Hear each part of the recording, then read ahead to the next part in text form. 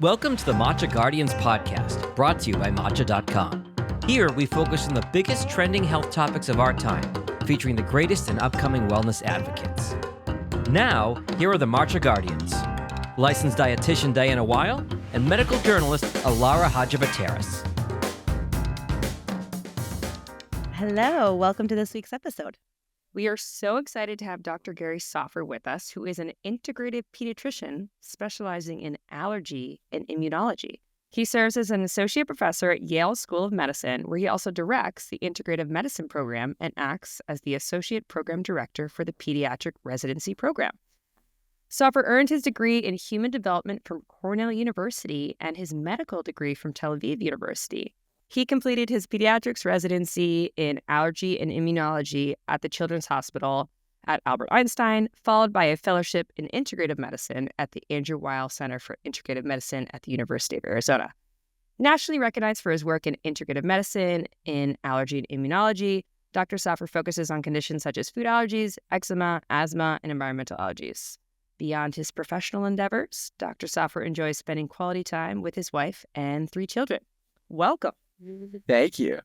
Doesn't it always feel like someone's singing you happy birthday when they read your intro? It's like such a it's always like an out of body experience, right? You're like, wait, this is me, and then I want to read it to like a couple of like high school teachers. Okay, Garry, I want to just jump off with the first question because I know that it involves my dad. I'm really curious, what led you into medicine, particularly pediatrics and integrative pediatrics? Yeah, so I mean, it was a long road, and I'll try to make it really, really brief. I had no interest in going into medicine, but I'd always been interested in, health and healing on a certain level. I started taking Taekwondo when I was like 5 years old, and that developed an interest in meditation. And eventually, when I was 13, I got acupuncture. And then when I was 16, I picked up your dad's book, and that was a really, really big influence on me. And he was on 60 Minutes at the time. And so it was really very much in my world. I ended up having nothing to do with it for a long time. I worked in the music industry for about 5 years. And the joke was I couldn't even walk into a hospital. My mom wouldn't let me see my very sick aunt in the hospital because she told me that I actually looked worse than her. So that's how. So when I told everybody I was going to medical school, there was a lot of laughter and snickers. But I had a cousin who got really sick, and I was forced. I had left the music business at that point and not really doing much, and I had been forced by his mother to sit with him in the hospital, and it was my pleasure. I love him dearly, and I realized it was to my horror, but I realized like the thing that I didn't like about hospitals was I couldn't do anything. Like I felt really, really powerless. And once I was able to help him and even just make him smile, walk him around, watch him heal, it was transformative. And so that's when I really thought about, going to medical school and pursuing medicine. From there, another like twist of events, I thought I was going to be a surgeon.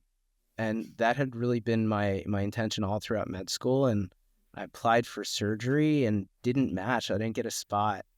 And so I had this year off.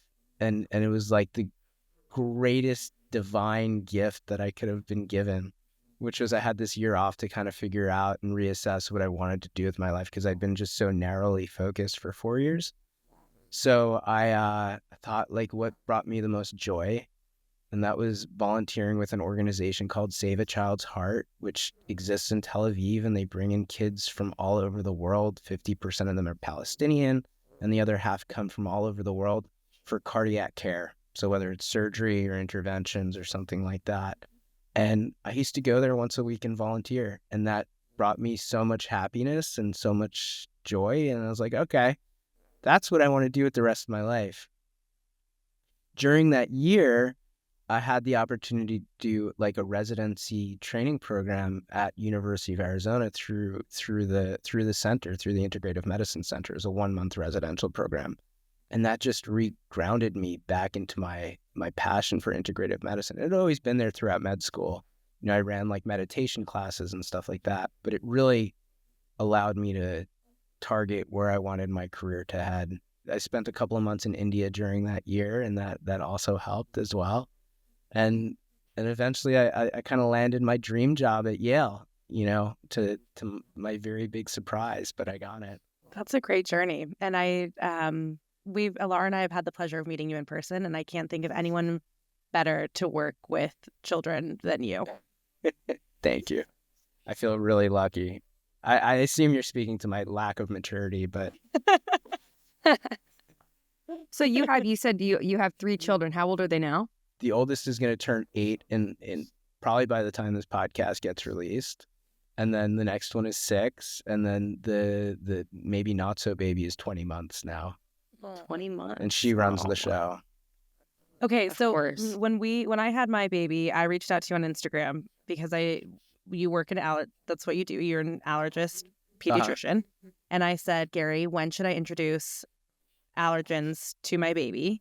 And you said as early as possible. And that recommendation has shifted because it used to be they held off until a year, right?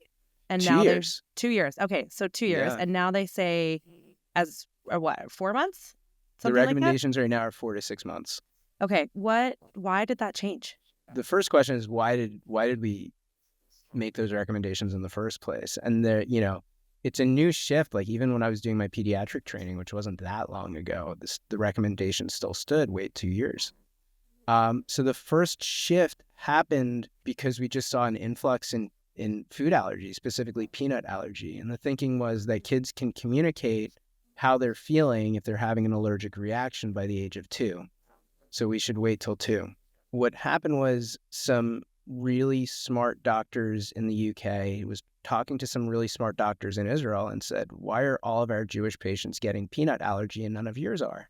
And this is sort of one of the more incredible stories in medicine to me because it was just thought and brain and logic. It turned out that Israelis gave their kids a little snack called Bamba. It was just a first food. It sort of melted on the tongue. It was easy to digest, and it's covered in peanut. And so all these kids who were eating Bamba weren't having peanut allergy. So they did a study with what's called early introduction of peanut, and they showed that there's a dramatic decrease, especially in high-risk kids. So kids who have severe eczema or, kids who have a pre-existing food allergy. In high-risk kids that they're going to, if they introduce early, they have a much, much, much less likelihood of developing a food allergy. And so now that all the recommendations have changed and we want to get foods in as early as possible. As far as when you're introducing kids 4 to 6 months old to different common allergies, sometimes they end up having reactions. And one of the things my pediatrician told me is that doesn't mean you just necessarily stop giving it to them. So what are the signs, in your opinion, that are normal reaction, you should still keep introducing it? And also, I guess another question on top of that is at what frequency? And at what point are the symptoms that I see that say, stop, don't serve this anymore, possibly go to your doctor about it? So our concern is always what we call a systemic reaction, meaning that the whole immune system, the whole body is impacted by it. So oftentimes I'll have parents come to me, and these are more common with foods like tomatoes or chocolate, where kids can get kind of rashes around their faces. And those are local reactions. But when you start seeing symptoms that go beyond that, so rashes to the body or vomiting or wheezing or coughing or something like that, that's really when you should stop and treat. It's important to note a couple of things, first of all, though, that reactions generally happen within like 15 to 30 minutes. So, when people get concerned that they see a rash the day after they gave it, that's not a concerning reaction to me. The other thing to remember is, because there's so much anxiety about introducing foods, because there's so much out there about food allergy that scares the living daylights out of everybody. The good news is that as far as we know in the United States, no child under the age of 1 has died of anaphylaxis, which is always what people are thinking of, right? First reactions are usually pretty mild and manageable. Doesn't mean they can't be more severe, and everybody should sort of be tuned into what a reaction should look like. But it's really, really, really unlikely. Okay, I wish that I had known that before I put peanut butter in Elio's milk for the first time, because we did it and I was terrified. And then later on, I saw a video on Instagram of these parents sitting in a car outside a hospital when they gave peanut butter to their child for the first time. And I was like, that's brilliant. Should we have done that? But no, you don't have to. I mean, there is a concern, but if you're doing early allergens, the concern is not as high as what we might think, right? Yeah, and I think it's also about like shifting this idea that you're protecting them by avoiding the food, right? That like you're actually protecting them by introducing the food. It is scary. Listen, I said I had a 20-month-old and, my wife could attest to like my own anxiety and my own fears introducing these foods into her. And I still have some anxiety and fears every time she eats an allergen in front of me. Probably because I live it every day.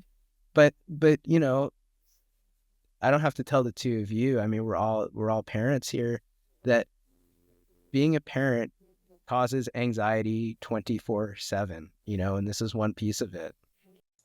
I'll jump in as actually the person on the call that does not have kids, but my wife's cousin adopted a baby from pretty much from birth, and turns out that her daughter had a severe peanut allergy. Any kind of cross-contamination, checking labels on everything. Every time there was a birthday party, we got the food from the special nut-free bakery, and it was really, I think, what probably new parents like Diana and Alara are afraid of when they get into something like this.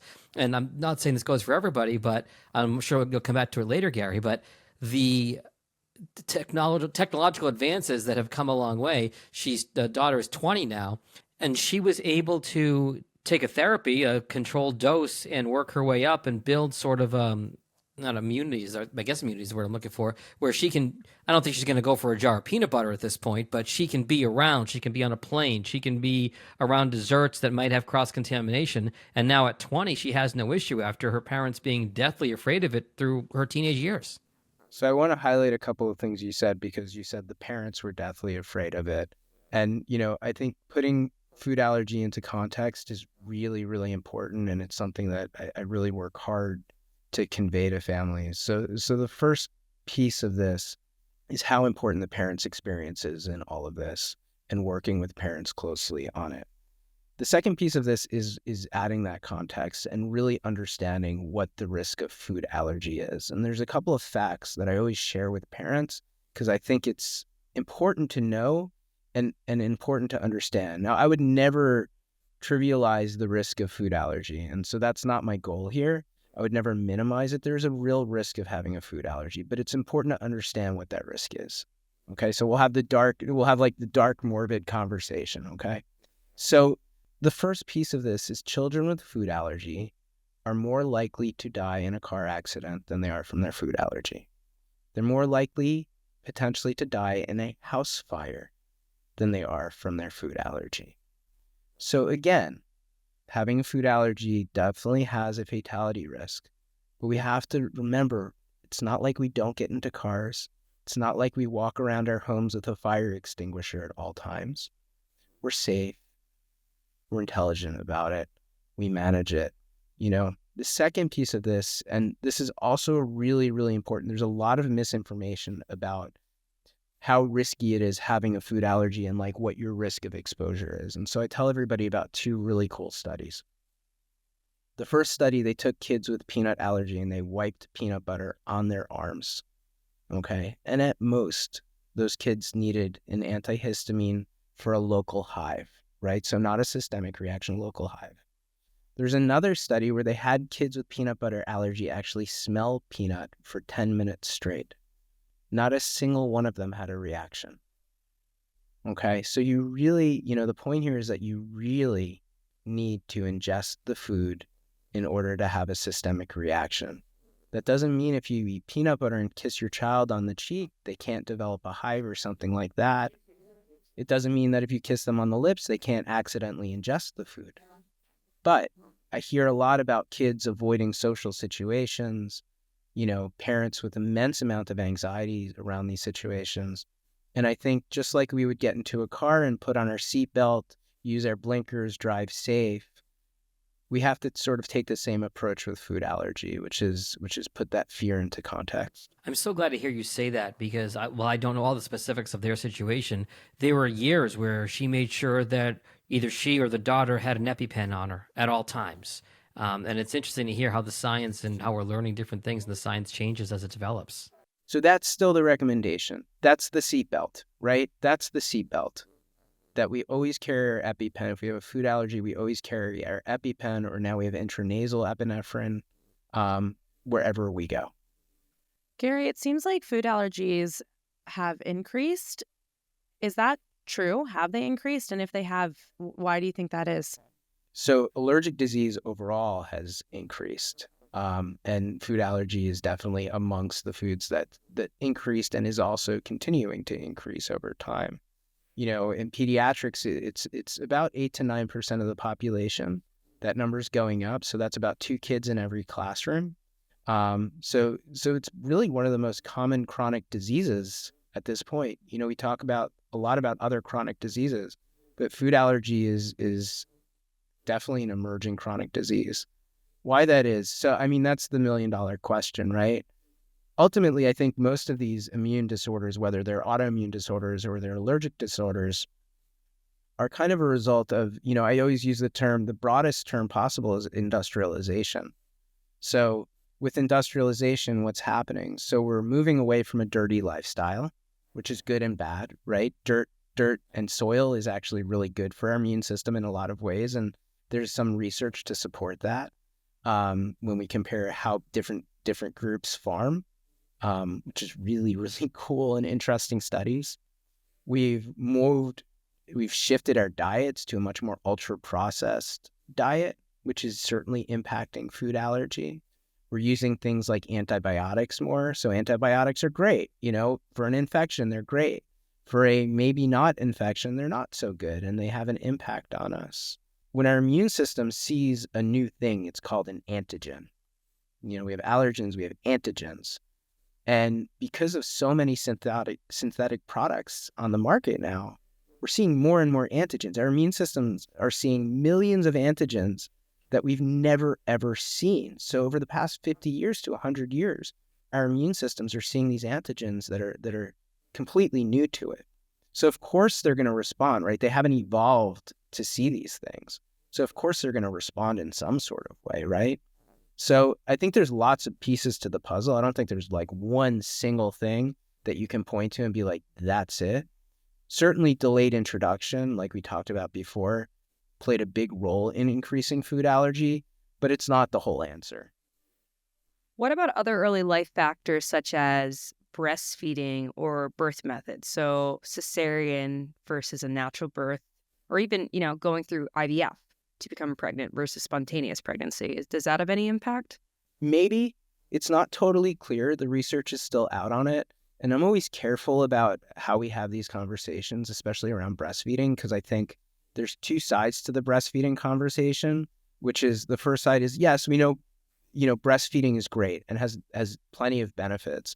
But we also know that the stress that certain mothers have to undergo to get to that point. And I think there's also something to be said for the cortisol and the stress hormones that are probably coming through that breast milk having an impact on our immune system as well. So yeah, if you can breastfeed comfortably, that's a great option. Whether or not it prevents some allergic diseases, it seems like it may help. It seems like it may help specifically with asthma, maybe eczema, maybe environmental allergies. And I don't see immense amount of data supporting food allergies specifically, but. And what about women while they're pregnant? So I'm actually pregnant with my second right now. Spoiler alert. In my second trimester, should I be eating a lot of seafood? Should I be eating a lot of peanut butter? Does that help at all? Let's talk about the top 9 allergens. So we have peanuts, tree nuts, fish, shellfish, milk, egg, soy, wheat, and sesame. You can tell I've said this before. So should make a little song. Specific to introducing allergens, no, it doesn't seem like that makes a difference. And there's arguments one way that maybe avoiding it would help, and there's arguments maybe introducing it would help. There's no clear-cut answer on this. But what does help, and this is where that integrative medicine world comes in, is these anti-inflammatory diets, these Mediterranean diets. So the less ultra-processed food that mothers are consuming, the less stress that they're experiencing. Good luck being a pregnant mom with another child and not experiencing stress. But, the less stress they're experiencing, all of those pieces do tend to play a role in an outcome. I want to come back to the birth method really quickly, mostly because this is an anxiety of mine, but both Alara and I had C-sections. One of the things that I was most upset about, I don't even know if upset, but that I was sad about having a C-section was the impact to his gut microbiome and how that might impact allergies and just his immune system later on. I know that you mentioned that breastfeeding, may or may not help. What do you think about having, a vaginal birth versus a C-section? So very similarly, there's some data that supports that having a vaginal birth is better in terms of allergic disease. But there's plenty of data that if you need a C-section, you should get a C-section, right? Everything in medicine is like this risk-benefit ratio, this cost-benefit ratio. And, not having a C-section is a far worse outcome if you need one. And there's interesting studies, where using vaginal fluid to coat the baby afterwards that are, starting to show up, and those questions are starting to show up. I'll say this about microbiome because I think it comes up a lot in the integrative medicine conversations. We know nothing. And there's so many people in the field who deem themselves, microbiome experts. We know not only do we not know we don't even know the snowflake on the tip of the iceberg, right? Because we only talk about bacteria. There's so much more going on in the microbiome. We're only learning about mucosal immunity. There's so much going on in mucosal immunity.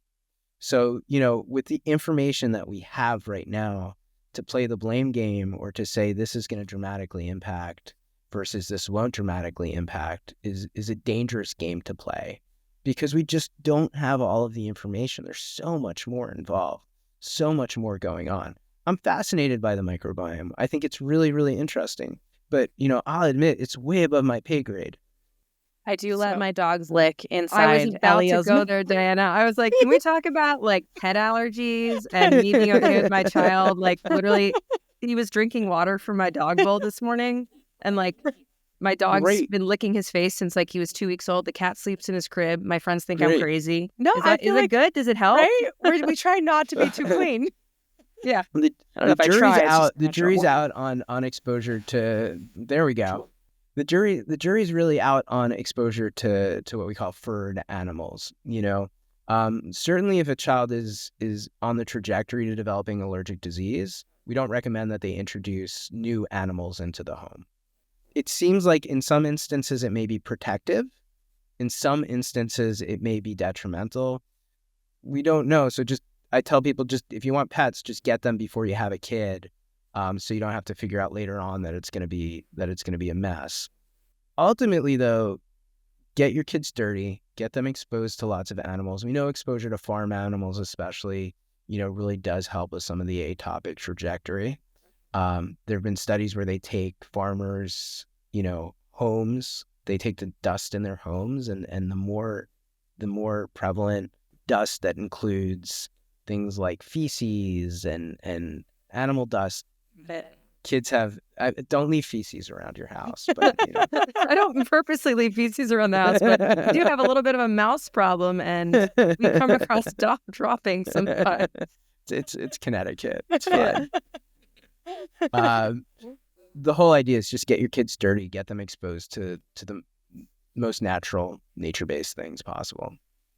The other thing I'm a big fan of, and you do this too, Diana, is my son does not wear shoes. I mean, at this point, it's kind of becoming a problem because he's starting to walk and just rips socks off and shoes off at all times. And his feet are getting chafed and have callus. But I've always thought it's really good that he has exposure to all different surfaces for sensory reasons, to immunization reasons. So you agree, bare feet it's a good thing? Bare feet is great. The thing that I hate most is hand sanitizers. I really listen. It's appropriate in certain settings, right? Certainly in a medical clinic, it's appropriate. But these parents who walk around with Purell, I shouldn't say Purell because it's a product, but who walk around with hand sanitizers all the time, cleaning off their kids' hands, are doing more bad than good.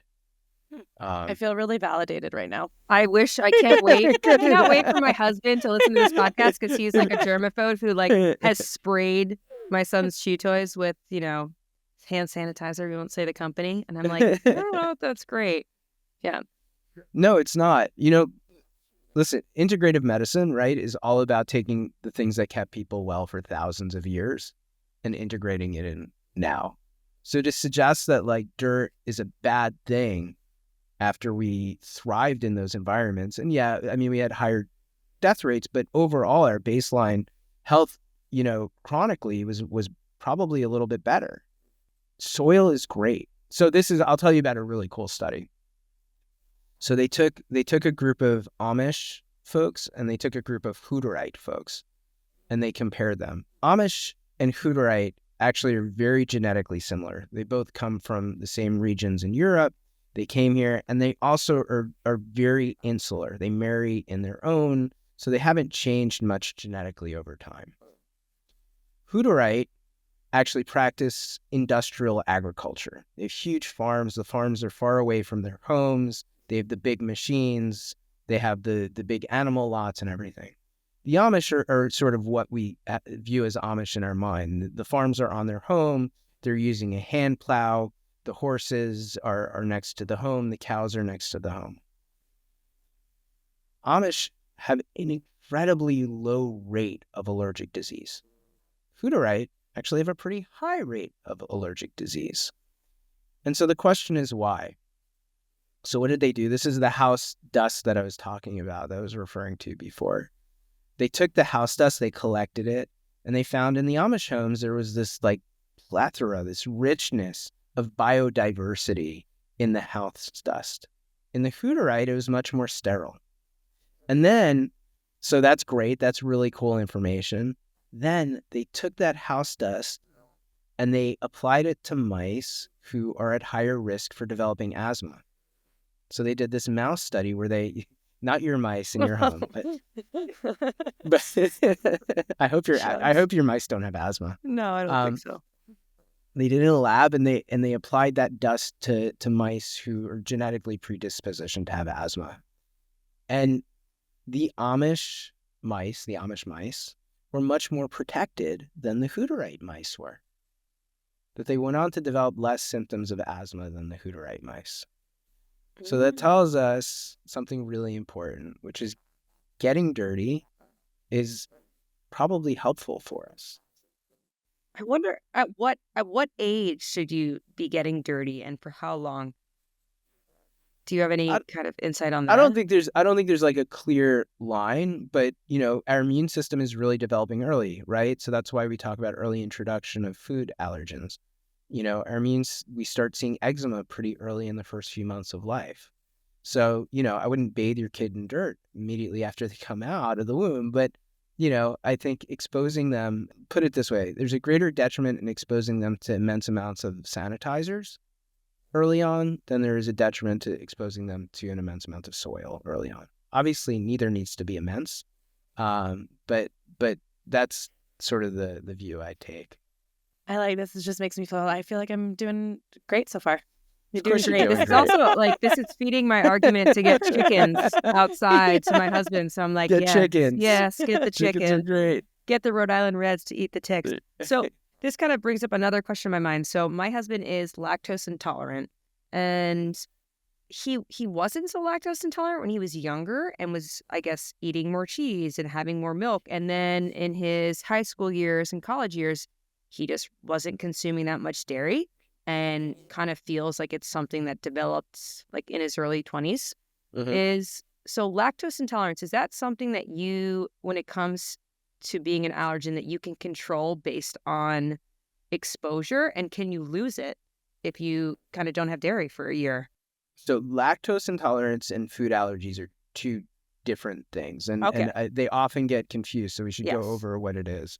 So there's a difference between an allergy and a sensitivity or an intolerance. Okay. So an allergy is a very specific part of our immune system. These are the kids that can have the life-threatening reactions. These are the kids, to John's point earlier, that have to walk around with the EpiPens to protect themselves. Then we have intolerances. So these are life-threatening food food reactions. These are things that make us uncomfortable or sensitive, and things that fall into this category are lactose intolerance, celiac disease. Celiac is more of an immune process, but it doesn't fall into that food allergy category. And then, you can include things like gluten sensitivities and other pieces. Lactose intolerance is, so in our gut, we have enzymes that break down food. Lactose intolerance is because the lactose sugar isn't getting broken down properly. And what that causes is gas and bloating and large bowel movements and all the other good stuff that come with lactose intolerance. You can develop it later on in life. Oftentimes a virus can trigger it because it can impact your microbiome. It can impact your gut. But we do see it develop later on in life. One thing that I always talk about, because this is my lived experience, is, and this gets to the food system in general, is it's not always like the food, right? Like we did really well on milk and wheat for thousands of years, right? Like these were things that were integral parts of our diet. So why now? Why is this stuff showing up? And I think a lot of it probably has to do with how we're processing our foods. And so there's even data in the world of allergy that starting to shine a light on this and starting to point at this. So what are we doing with our milk? We're not getting it directly from the cow anymore. And I'm not a proponent of raw milk, but there's a difference between there's a space in between raw milk and super ultra processed milk that uses detergent to homogenize it, that uses, antibiotics in the cows to break down everything. And what I found, and this is my lived experience, there's science emerging on it, so I want to be sensitive that it's not necessarily evidence-based medicine. But I mean, when my first one was born, I was, some people might call it crazy. I might call it like careful. But I was pretty careful about the milk he was getting. Like I didn't want him to get just any milk. And we were living in the city at the time. So I went down to the Union Square Farmers Market. To their great annoyance, had 30-minute conversations with every dairy farmer at the Union Square Farmers Market. And I found a milk that sort of met my criteria, like what fit for us. And so I also have lactose intolerance, but I also, like torturing myself sometimes. So I had a bowl of cereal from that milk one night and nothing happened. And then I had a second bowl of cereal and nothing happened. And so a couple days later, I went back to the farmer's market to get, the weekly supply of his milk. And I said to the farmer, I was like, I have to tell you, this is the first time I haven't had a reaction to milk. So the farmer started laughing at me. And I said to him, I was like, this isn't the first time you've heard this, is it? And he just looks at me straight in the eye and he goes, buddy, this isn't the first time I heard it this morning.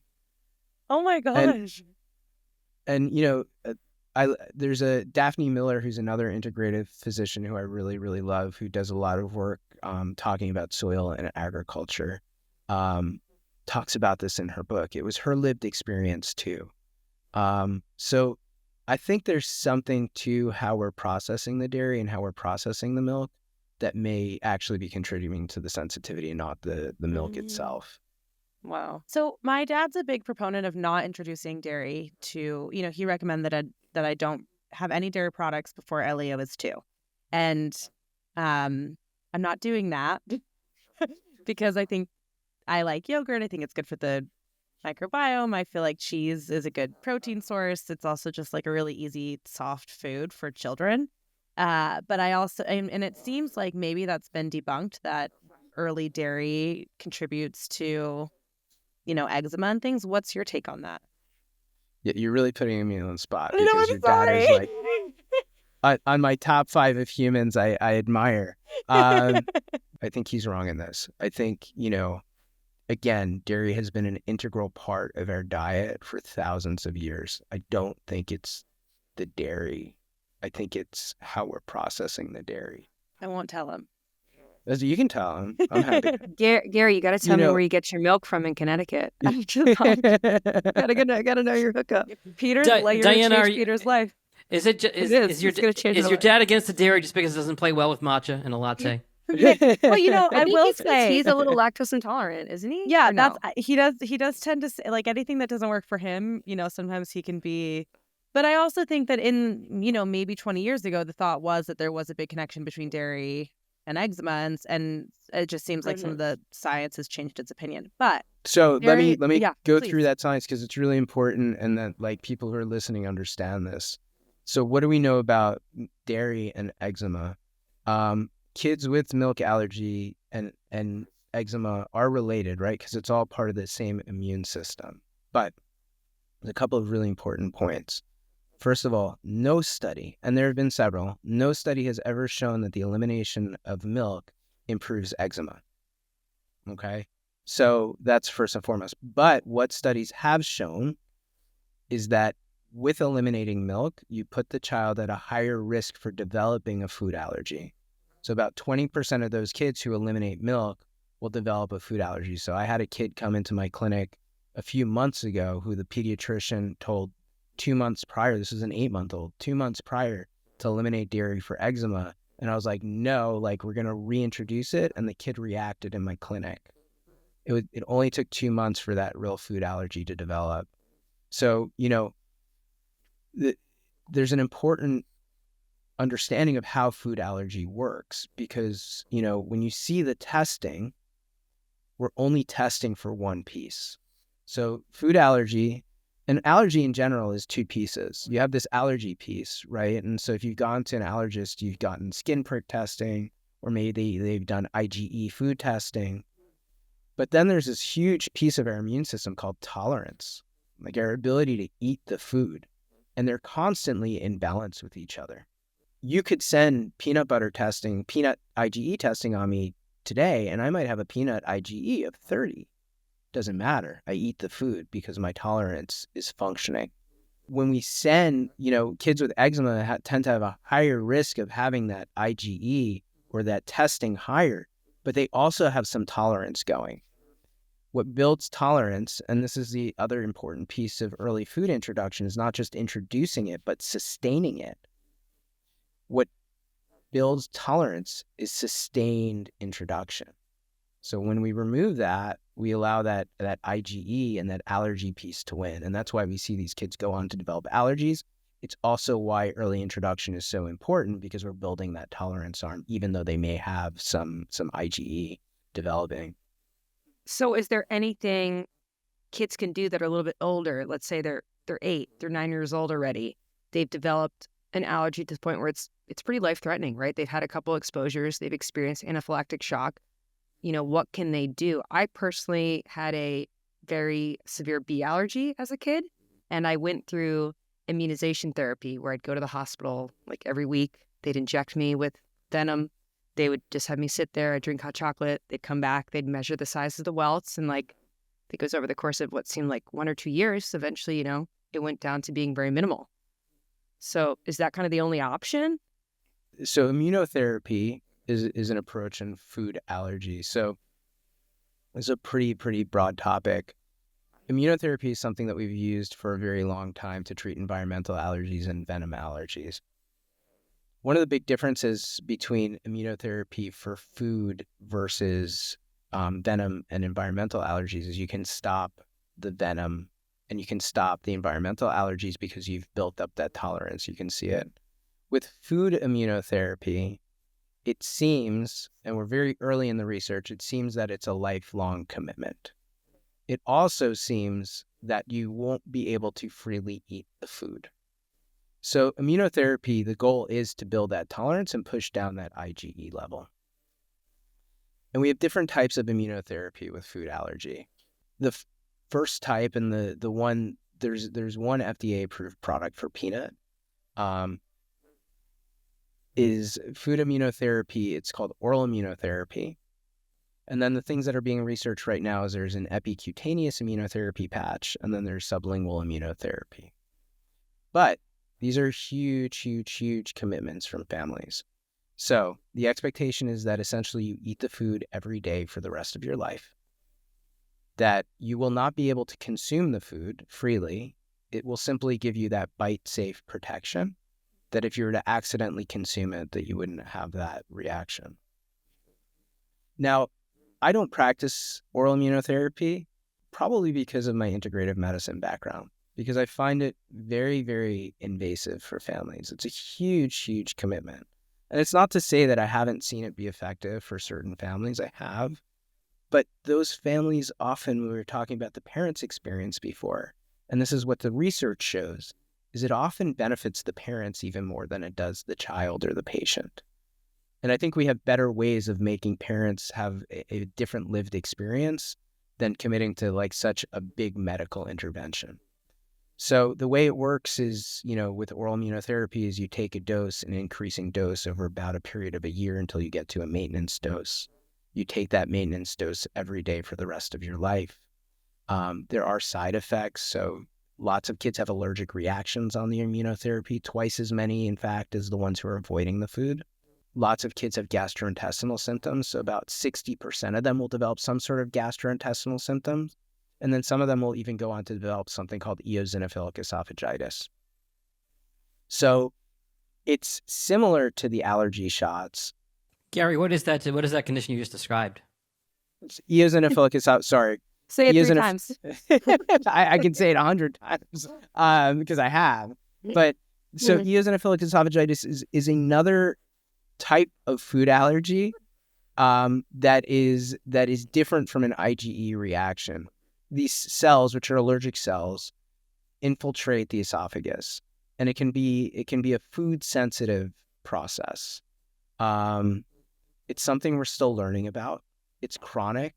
It's not an acute situation like a traditional food allergy might present itself, but it is an allergic inflammation of the esophagus. It's actually not. It's not actually directed by the eosinophils, if anybody actually cares, but it is another type of food allergy that we call a non-IgE mediated food allergy.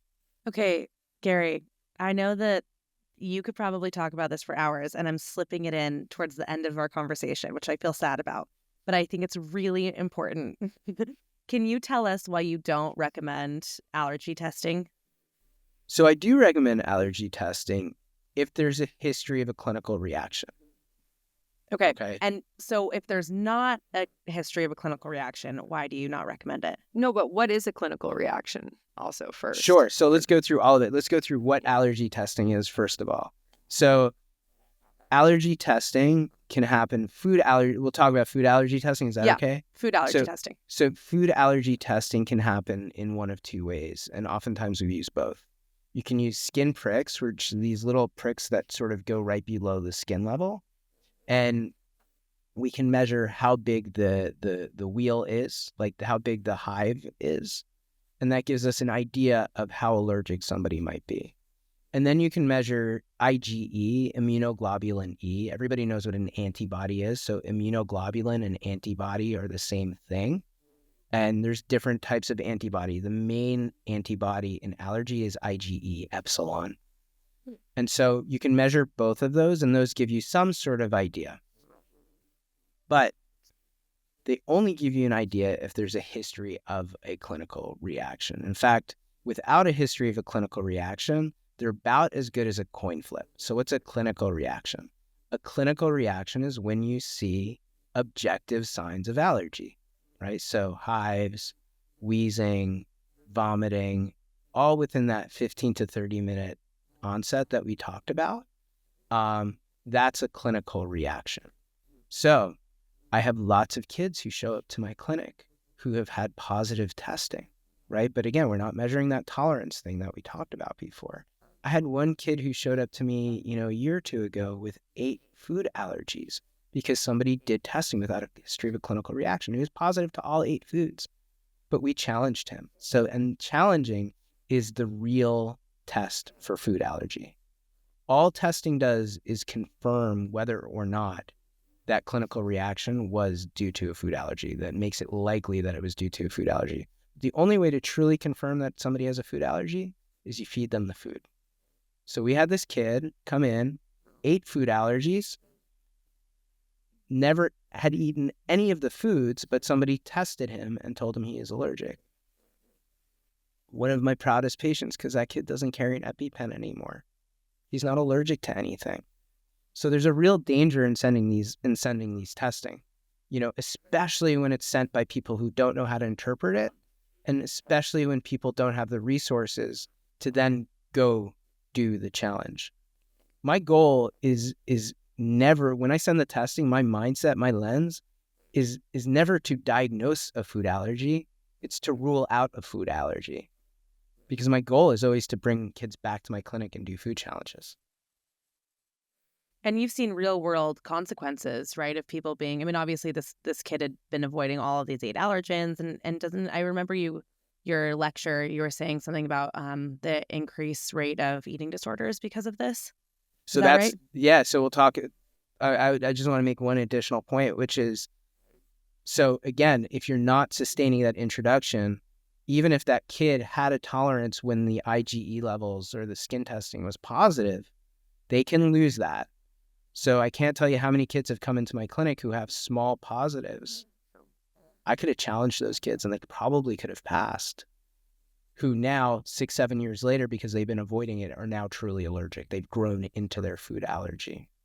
We don't think about food allergy as a chronic disease, and we really, really should, because there's really long-term implications. So we know quality of life in kids with food allergy is on par or maybe even worse than kids with things like lupus or juvenile arthritis, And if you think about Maslow's hierarchy of needs, food allergy hits all of them except for maybe self-actualization, right? Food, right? Like food is at the baseline of Maslow's hierarchy of needs, right? But then like community and feeling safe and all of those pieces. I mean, how many kids, and I'm not a proponent of this, I don't agree with this, but how many kids are forced to sit at peanut-free, tree nut-free tables? And so when we force these kids to avoid foods, we do see higher rates of eating disorders because we're changing their relationship with foods early on. And listen, it happens with kids with food allergies, with true food allergies, and we try to mitigate it by setting like realistic expectations and being compassionate and kind and creating a normal life for them. But the more foods you're avoiding, the more food is going to become a part of your entire narrative. And so it makes sense why we see increased food disorders like avoidant restrictive food intake disorders and stuff like that. Yeah, I mean, it breaks my heart for the kids who didn't have to grow up with an allergy and now have very real allergies because, they were inaccurately told something. Yeah. It's devastating to me. Yeah. All of my ancillary staff can testify to how many times I've raged about this when I see these kids coming in with food panels. Like, no pediatrician should ever send a food panel, period. You should never allow your pediatrician to send a food panel. You should never advocate for your pediatrician to send a food panel. It only does more harm than good. I share this podcast with everybody I know. And the eating disorder thing is a really good point, too, because you think about how that will warp somebody's perception of food if they are avoiding something like the plague that they don't need to avoid, and they could have just lived life without that headache over them or that hanging over them. It's unlike any other chronic disease because, food is an essential need. It's just shows up in every aspect of our day-to-day lives. And so for somebody to tell you that it's dangerous, is transformative in many ways. So you said you had the patient you worked with that at 8 months old came in positive for all 8 allergies. Your biggest success. That kid was like 10. 10. He was 10 years old. So he got 10 lucky. years old? He got lucky. Wow. Because I was going to say, like, at what age, what is that, the threshold which, like, you can maybe fix, undo what you did as a parent if you were too restrictive when they were younger? It's unclear what that window is. We don't know. The earlier, the better. That's the short answer. Okay, I want to, we have 2 questions that we always end our podcast on, but before we get there, I feel like we can't leave it on the, I'm so glad that we went over it, but I'm curious, what's your favorite food to feed to your children? Or do you have like a parent hack for sneaking in textures and strong flavors and vegetables? My favorite food is diversity, right? Like, that there's no one favorite food. I like getting fermented food in their diet early because it develops a taste for them, probably.